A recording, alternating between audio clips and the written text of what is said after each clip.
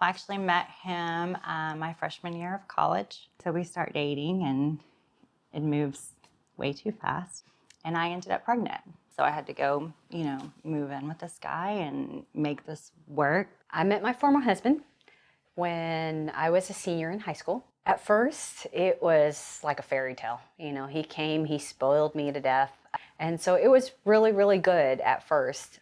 It was everything that a little Asian girl could want. Things started unveiling, such as, he had told me he was 24, I think, when I was 19. And later on, I found out that he's 29. So that was like the very first kind of lie that came about. I think at the time it didn't seem as big of a deal until all the lies started stacking up on top. The only red flag for me was that the things that he was interested in, they were things that were really dark. And he always had aggressive behavior, aggressive driving, would be mad at people, would talk about hurting people, harming people. Again, I just kind of pushed it over, and just ignored it and focused on the good and did that. But after his father died, all of the behaviors became more intense. One day we're at the house and there's a knock on the door and it's a trooper trying to serve him papers. I find out he has another kid that he hadn't been taken care of. That's one of the first times that I saw anger from him. And he just went off, hitting walls, screaming. At that point, then it all came out. Like it was a completely different person. So he started disconnecting more. Drug use was really heavy. Pharmaceutical drugs and stuff like that was always in the house. So he always had that stockpiled aside on top of assault rifles, knives, any sort of weapons that could hurt somebody, he would have it. This time I'm still trying to go to college and it comes up the day to find out, what we're having. Well, he hadn't came home the night before. So I'm going to go to my sonogram. I find out it's twins. So now I'm back to what am I going to do? Now I'm having 2 babies. You felt very trapped. And he did get a job making, decent money, it seemed like. I'm still going to college because I know in the back of my head, I always knew I had to have a backup plan. When I was pregnant with our first child and I was let go. And so he was really mad at my previous boss. So he started plotting ways to kill him. To me, my stomach and everything, my insides would be like, this isn't right. I wanted to do things the right way. So I wanted to get married because we're having 3 kids together and we need to be married. The day of our wedding, nobody could find him. I mean, he showed up like minutes before it's supposed to start. I took it as he really loves us. That's why he needs all these weapons. That's why he's always around. That's why he's always checking in. That's why I have to text him to let him know where I'm at. That's why he always has to know where I'm at. That's why he shows up, because he really wants to be with me. It was just, I didn't see it as like a controlling type thing. Now I'm out of it. Everybody who was around us was like, yeah, he was totally controlling of you and everything that you did. So anytime anything would happen after that, he would say, well, I told you, I didn't want to get married. If you leave me, I won't have anything to do with the kids. I've seen what he did with his first. And while I'm pregnant with my second, I find out he had another one. So the same thing happened. So he had 2 kids prior to my kids that he was not taking care of. When he's good, we were spoiled to death. We would go on trips and he would buy us everything that we want and whatnot. If he's mad, he would ignore us for days and he would do things to hurt himself. He would do things to hurt the dog. He would talk about hurting other people and that sorts of things. There was a time he got mad and he had a sawed-off shotgun. And he pulled it out. And of course, when he pulls it out, he, kind of points it around to front of me, but then he puts it up, under him. And he said, I will just blow my head off right in front of you and make you live with that. And it'll be your fault. My goal was to keep him as in a good mood as possible, to keep him happy so that he wouldn't plot ways to hurt other people. And at this time, my girls are probably 3. Anytime I could sense when things were going to go down and he was going to kind of go off, I would send them to their room. I knew they didn't need to see what was, ever about to happen, because you just didn't know. So that's that psychological, emotional side of like, I can't do anything because he's going to get mad at me. I can't take this step without asking permission. I can't move. Even though there was no beating and all of that. There was beating the dog. When my son was an infant and the twins were 3, a real bad ice storm it came. Snow, ice, like one of the worst ones we had had in a long time. And he put us outside. So the twins didn't have shoes on. I had the baby. And I'm like, I don't know what we're going to do. So just pushed us out the door. The last purchase he made right before I left was a tri-blade that was kind of a twisted thing. And so he held it up to my stomach and showed me where you would use it to disembowel somebody but keep them alive, to torture them. And so I never realized that all of the things that he would talk about doing and using and hurting others was also telling me that he can do it to me. He did go through a really bad period, and I left. He was away at work, and I packed up a trailer, and I went to my mom's. In here, it was so powerful that I couldn't move. I couldn't leave because I knew if he found us, we would all be dead, and that wasn't an option, for my children. I didn't talk to anyone about what's going on. I just said I needed to leave.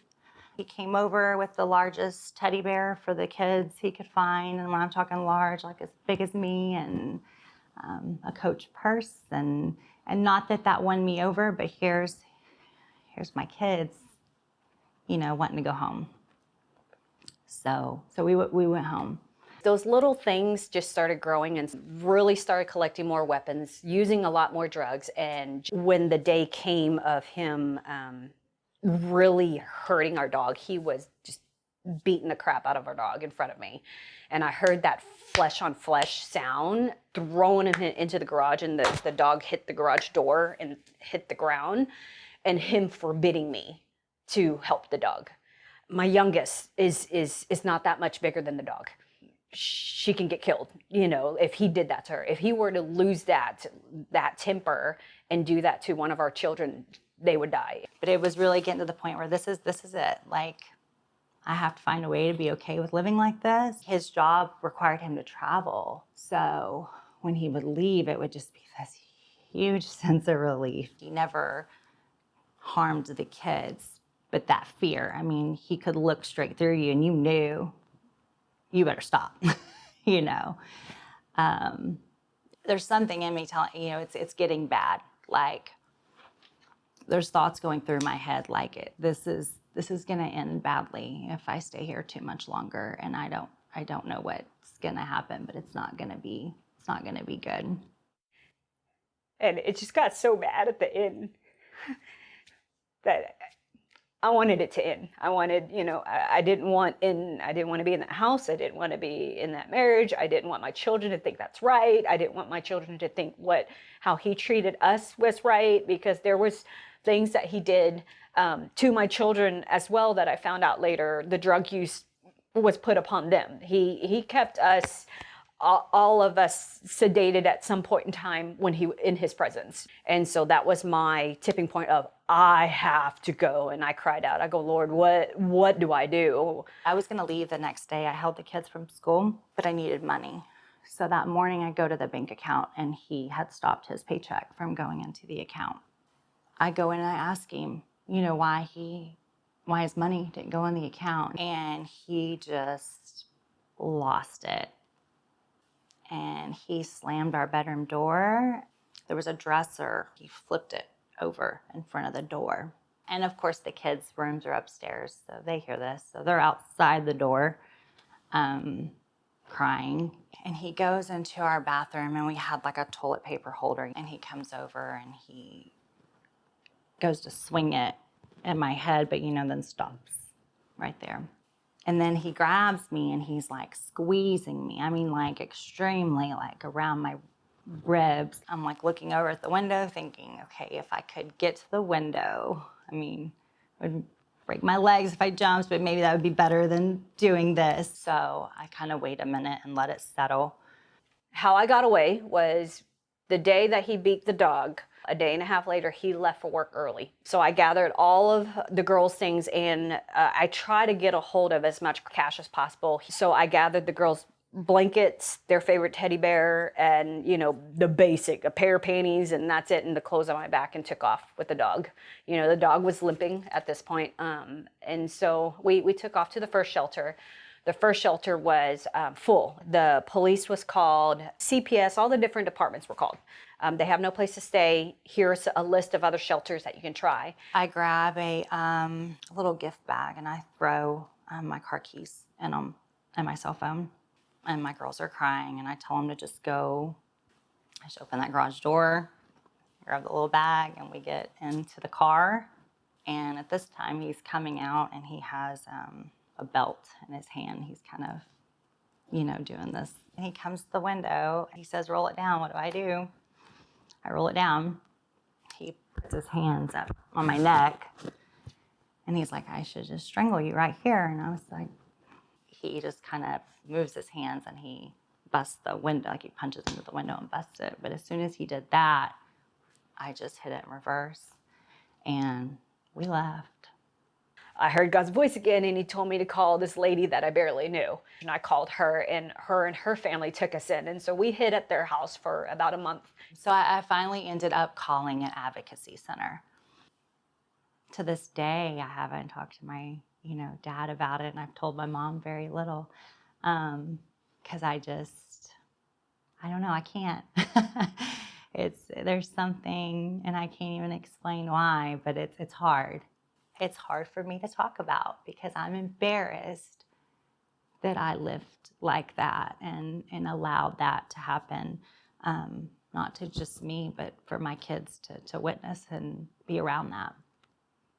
But to know that maybe you sharing will help someone, and it's worth it. I changed my hair, I cut the girls' hair. Since we didn't have any clothes, people donated clothes, so we would wear donated clothes, and I tried to pick a style that was not us at all. After that, I got rid of the SIM card, I got rid of the phone, just turned everything off, Facebook, no tracking, all email, shut it all down, all of it. And you know, and that's another thing is I never called the cops. And gosh, I wish I would have called the cops because, you know, like as far as for protection for my kids and things like that, I couldn't use any of that because there's no documentation. And we were able to get a protective order. So officially, we're now all said and done, divorced. I have full custody. Looking back, I definitely should have called the cops multiple times. And that's one of my biggest regrets. If you call law enforcement, it's just to know that they're there to help you. But if you don't give them the signs, or if you don't say the words, or if you're not fully honest, then they can't do their job. And while they're there, you need to take advantage of that and fully open up with them. And even if it's asking them, you know, to take you just to get you out of the household, and then you can fully do that. I mean, anything to just give them an inkling to get you out. You know, there's times where I feel like it took away a little bit of my motherhood, you know, and that's, I think it can sound weird, but I wasn't allowed to be the mom maybe I would have wanted to be when they were little, because I was so uptight and, you know, walking on eggshells and just trying to keep everything in order, and that's just, it's not how I envisioned my life, or, you know, raising my little ones. We're so blessed. There is so much freedom in there. Through this whole journey, if I never walked this, I would have never found myself. I would have never found my identity as the Lord's child. And just the freedom of knowing that It's not what I can do, it's what he can do. And the most important thing is the relationships and how you can use what you've walked through to help other people. And that's why I'm here today. I'm thankful I left when I did. My kids were still, pretty young, and they're all doing amazing now. There is hope on the other side. There is life, and there are ways to get out. You're not alone. There's such a good community of good people who are wanting to help you get out, but it's up to you to take that choice. What is happening to you is not right. It's not right for you. It's not right for your children to see. And if your children takes that as normal and right, that more than likely that will happen to them too. There was times where I thought that was going to be my life forever. And now to see the man I'm married to is so much like my dad. And he's amazing to my kids, and my kids are so blessed. And he has 2 wonderful girls, and we have a beautiful home, and I have a great job, and I'm blessed. I just want to help other people find this on this side, that light and that freedom and that joy, instead of living in a fog or a cloud, If you need help, please reach out to Denton County Friends of the Family or other shelters in your community.